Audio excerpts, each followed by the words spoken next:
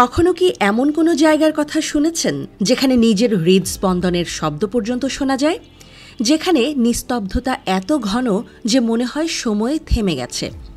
যুক্তরাষ্ট্রের মিনিয়াপোলিস শহরের এক কোণে রয়েছে এমনই এক রহস্যময় স্থান যার নাম ওরফিল্ড ল্যাবস। পৃথিবীর সবচেয়ে নিঃশব্দ ঘর হিসেবে গিনেজ রেকর্ডে স্থান পেয়েছে ওরফিল্ড ল্যাবস।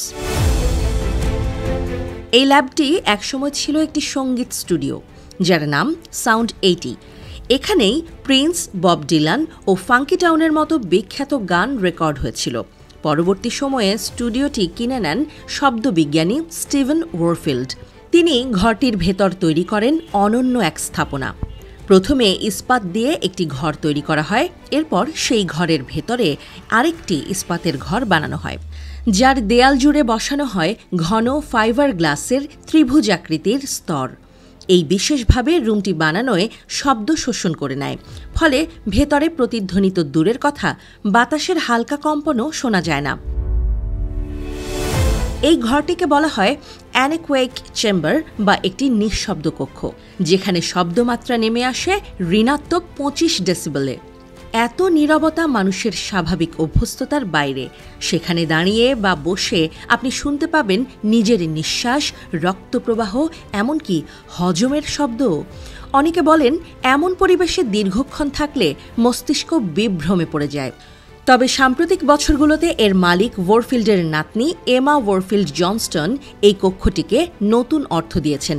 তিনি এটি খুলে দিয়েছেন মানুষের মানসিক শান্তি ও থেরাপির জন্য। বহু শিল্পী, সঙ্গীতজ্ঞ, ধ্যানপ্রেমী ও মানসিক চাপগ্রস্ত মানুষ এখানে এসে অংশ নিচ্ছেন গ্রুপ পারসেপচুয়াল সাইলেন্স সেশনে। কেউ কেউ বলেন কয়েক মিনিটের নীরবতাই তাদের জীবনবোধ পাল্টে দিয়েছে। বিশ্বখ্যাত সঙ্গীতশিল্পী কোয়েস্টলাভও সেখানে গিয়েছিলেন। মাত্র 47 মিনিটের নীরবতায় তিনি অনুভব করেন যেন নিজের ভেতরের সমস্ত ব্যথা ও স্মৃতি ধীরে ধীরে গলে যাচ্ছে। তিনি বলেন, এটি আমার জীবনকে প্যারাডাইম শিফট করে দিয়েছে। নীরবতা এবং স্থিরতাকে যদি সঠিকভাবে ব্যবহার করা যায়, তাহলে তা ভবিষ্যতে মানবজাতির মানসিক প্রশান্তির পথ হতে পারে। নিউরোসায়েন্টিস্টদের মতে পৃথিবীর সবচেয়ে নীরব এই কক্ষ মানুষের মস্তিষ্ককে তার অভ্যন্তরীণ প্রোগ্রামিং ভেঙে পুনরায় সজ্জিত করার সুযোগ দেয়, ফলে মনের ভেতর এক প্রকার প্রশান্তি চলে আসে। কক্ষটির মালিক ওরফিল্ড বলেন, আমরা এমন এক যুগে বাস করছি যেখানে শব্দ আমাদের নেশা হয়ে গেছে। যেমন রাজনীতি, বিনোদন, ফোনের পর্দা, সবখানেই কোলাহল। তাই এখন মানুষ নীরবতার জন্য আকুল। বিশেষজ্ঞরা বলছেন, হয়তো ভবিষ্যতের চিকিৎসা, ধ্যান কিংবা আত্ম অন্বেষণের নতুন দিক খুলে দেবে এই নীরব কক্ষ।